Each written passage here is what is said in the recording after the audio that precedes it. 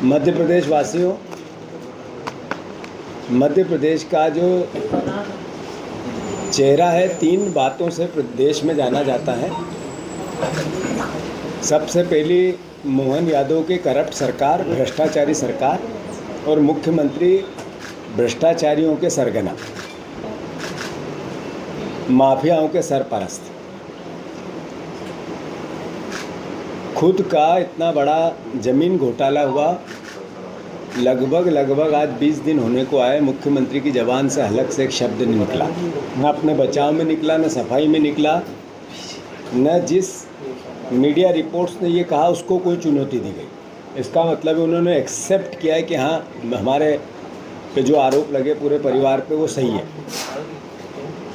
मैं बार बार कहता हूँ कि अली बाबा 40 चोर की सरकार है। एक भी मंत्री बिना भ्रष्टाचार के काम नहीं करता। और बिल्कुल सही, आज तक कोई मंत्री ने 25 बार मेरे कहने के बाद भी स्वीकार नहीं किया है कि हाँ, मैं ईमानदार हूँ। तो सबसे पहला चेहरा, भ्रष्टाचारी चेहरा मध्य प्रदेश का इस सरकार ने बनाया। दूसरा जो चेहरा है, कर्ज का बनाया। 5,61,000 करोड़ रुपए का कर्ज, लगातार कर्ज में महारत हासिल करती हुई ये सरकार, और उसकी राजनीतिक अपव्ययता, अय्याशी, उस कर्ज के पैसे की सरकारी प्रोग्राम्स में जो होती है उसको सर्वविदित है। बार बार वो चाहे मीडिया में विज्ञापन के जरिए हो, चाहे होर्डिंग के जरिए हो, चाहे बड़े बड़े आयोजन, बड़े बड़े अलग अलग तरह के लोगों को एकत्रित करने पर करोड़ों रुपए खर्च करने को लेकर हो, माध्यम के माध्यम से। दूसरा चेहरा, कर्ज का चेहरा हमारी सरकार का है। और तीसरा, मुख्यमंत्री के काम करने की जो शैली है, मैंने पहले भी कई बार ये बात कही है कि उनमें मध्य प्रदेश के मूल समस्याओं को समझने की क्षमता नहीं है। न वो आर्थिक आधार पर मध्य प्रदेश की समृद्धि में उनमें मानसिक स्तर पर कैपेबिलिटी है, न उन्होंने कोई शिक्षा, स्वास्थ्य, एग्रीकल्चर, उद्योग, व्यापार, रोजगार, इसको लेकर कैसे हम मध्य प्रदेश को समृद्ध बनाएं, इसको लेकर उनका कोई विज़न 2.5 साल में प्रदेश के सामने नहीं आया है। अभी ताज़ा उदाहरण है, मुख्यमंत्री मध्य प्रदेश के हैं, जरूर विपक्ष के हैं पर हमारे भी हैं।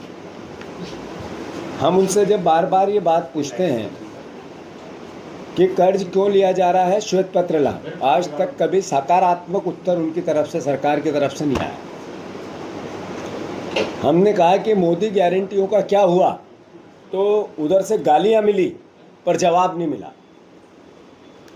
हमने जब उनसे सवाल किया कि रोजगार की स्थिति क्या है, तो जिस तरीके का उनका बर्ताव है, मध्य प्रदेश को संकट में डालने वाला है। साथियों, याद दिला दूं 2019 की वो घटना जिसमें मध्य प्रदेश देश में नरेंद्र मोदी जी का, प्रदेशवासियों, इस बहुत गंभीर विषय को बहुत संजीदगी से आप सबको सुनना है।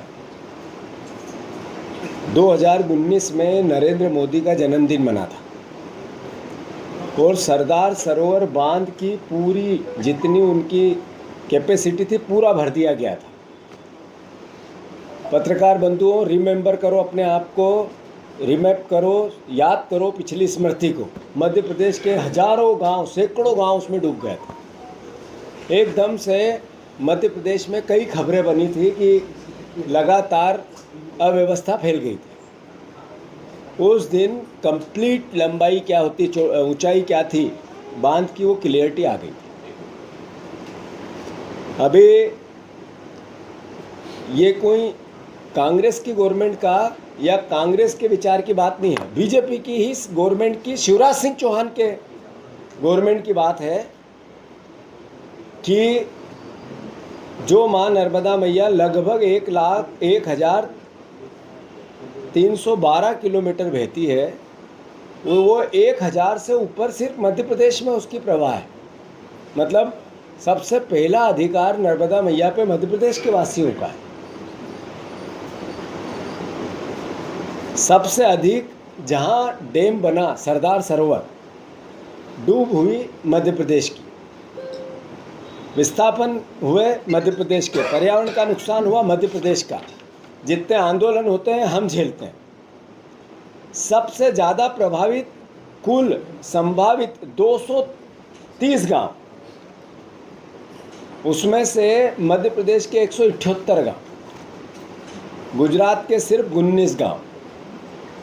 प्रभावित परिवारों का रिकॉर्ड 23,600 सिर्फ मध्य प्रदेश के प्रभावित परिवार हुए।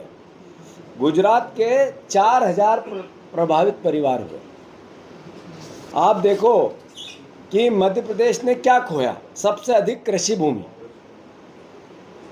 सबसे अधिक वन भूमि, सबसे अधिक आदिवासी परिवारों का विस्थापन, पुनर्वास का सबसे बड़ा बोझ मध्य प्रदेश ने झेला।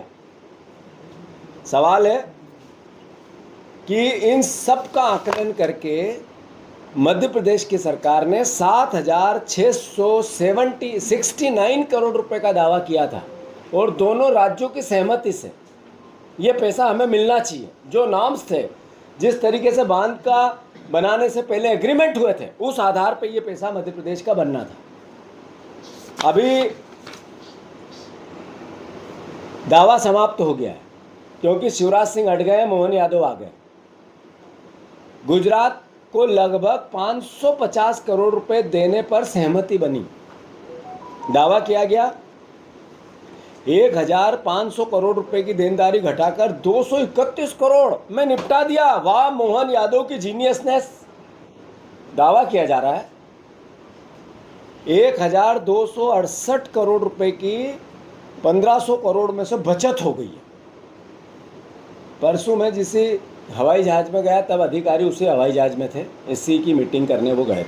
मैं भी दिल्ली गया था, मेरी चर्चाएं हो रही थी। अधिकारियों से मैंने पूछा इतना जखीरा क्यों जा रहा है, तो सरदार सरोवर के 7,500 करोड़ रुपए के अपने लेनदानी है, इसलिए पूरा हम तैयारी से जा रहे हैं। इस तरह की मौखिक अधिकारियों ने मुझसे खुद से बात की। अभी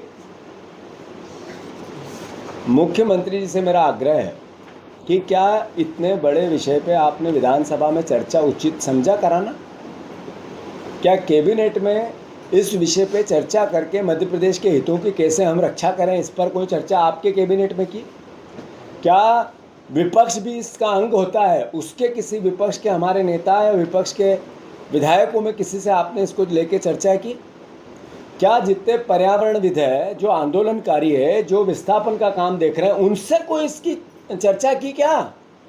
आपको क्या नॉलेज है इसका? सरदार सरोवर का मुख्यमंत्री जी, आप तो 2.5 साल में पर्ची से आए और बैठ गए कुर्सी पे, और उसी दिन से करप्शन का एक तरह से पूरे मध्य प्रदेश में लहर आ गई। तो आपको ये बतानी पड़ेगी कि आपने ये कैसे तय किया कि 1,500 करोड़ रुपए जो गुजरात का बनता है वो सही है, लीगल है? इस पर श्वेत पत्र जारी करोगे आप? क्या बातें हुई, क्या समझौता हुआ, क्या सरकार के आर्ग्यूमेंट केंद्र सरकार के थे, क्या गुजरात सरकार के थे, क्या महाराष्ट्र सरकार के थे, क्या आर्ग्यूमेंट थे? उनको आप सार्वजनिक करोगे, पब्लिसाइज करोगे क्या? केवल बयान देने से कि 1,500 करोड़ देने थे, 1,250 करोड़ बचा दिए, 250 करोड़ में काम। बयान आपका है? आप क्या राजा हरिश्चंद्र है कि जो मुंह से बोल दोगे वो जनता मान लेगी? क्या आप इतने बड़े पर्यावरणविद हो, या आप इतने बड़े, आपने कई हजारों साल का आपको अनुभव है इस बात का, जिस विषय पे आप बात कर रहे हैं? मैं मुख्यमंत्री की इस अपरिपक्वता का खामियाजा जो मध्य प्रदेश भुगत रहा है, मैं समझता हूँ ये हमें सबको चिंता करने का विषय है। आदरणीय मध्य प्रदेश वासियों, मैं फिर से मांग करता हूँ कि सरकार 7,500 करोड़ रुपए क्यों छोड़े, और फिर 250 करोड़ रुपए का भी अगर दावा है तो क्यों देना चाहिए? इस पर श्वेत पत्र लाएगी क्या? सदन में वक्तव्य देगी क्या? सदन में चर्चा कराएगी क्या? अपना पक्ष सरकार रखेगी क्या? कर्ज ले रहे हैं, 3 दिन पहले 3,600 करोड़ रुपए लिए, 5,61,786 करोड़ रुपए का कर्ज आज है मध्य प्रदेश में, और हर महीने फिर लेना है, प्रोग्रामिंग है। तो मैं समझता हूँ ऐसे में एक मुख्यमंत्री सिर्फ मध्य प्रदेश का दोहन नहीं कर रहा है, लुटा रहा है मध्य प्रदेश को। सरकारी संपत्तियां बेच रही है सरकार और करप्शन कर रही, भ्रष्टाचार कर रही है, और भ्रष्टाचार का जवाब मांगते तो जवाब नहीं दे रही है। जैसा कांग्रेस पार्टी ने पहले भी निर्णय लिया था कि हम एक कदम पीछे नहीं हटेंगे इस भ्रष्टाचारी सरकार के। और मीडिया कितना भी जनसंपर्क विभाग से मैनेज हो, ये मैं बार बार इसलिए बोलता हूँ कि मैं सोशल मीडिया से पहुँचाता रहूँ ये बात जनता के बीच में कि मध्य प्रदेश की सरकार मीडिया को दबा रही है, मैनिपुलेट कर रही है, विज्ञापन का दबाव बना रही है। जो आर्थिक विज्ञापन का सहयोग अखबारों को मिलता है उसके आधार पर मीडिया को मैनेज कर रही है। ये मुझे बोलना चाहिए, मेरी ड्यूटी है, मध्य प्रदेश के विपक्ष की ड्यूटी है कि जनता को बताए कि किस तरीके से चोरी हो रही है और अखबार में नहीं आ रहा है। तो मैं फिर से सभी मीडिया हाउसेस को धन्यवाद देता हूँ, साधुवाद देता हूँ।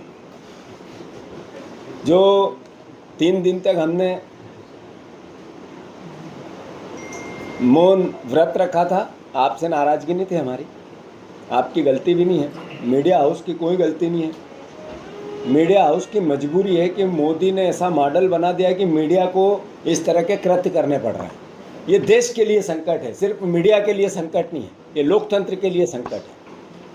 तो मैं मानता हूँ कि जो लोगों को ये बात बुरी लगती है वो भी अलग से मुझसे बात करते हैं तो कहते हैं आप सही बोल रहे हैं, कोई भी ना नहीं करता है। जो बीजेपी का मीडिया का बीट देखता है वो भी फ़ोन करके यही बोलता है कि सही है, सवाल तो सही है। तो मैं फिर से हम अपनी बात कहते रहेंगे। भ्रष्टाचारियों को 15 तारीख को मुख्यमंत्री के घर का घेराव करेंगे। 15 तारीख को हमने अपना कार्यक्रम जारी किया था। फिर हम दतिया का चुनाव जीत के आएंगे और फिर उज्जैन में जैसा मैंने कहा है, महाकाल, अयोध्या से महाकाल तक का जो भ्रष्टाचार है उसको बेनकाब करेंगे। और बिगर मीडिया के सहयोग के संभव ही नहीं है, तो आशा करेंगे मीडिया हमें सहयोग करेंगे। धन्यवाद। सर, एक सवाल सर।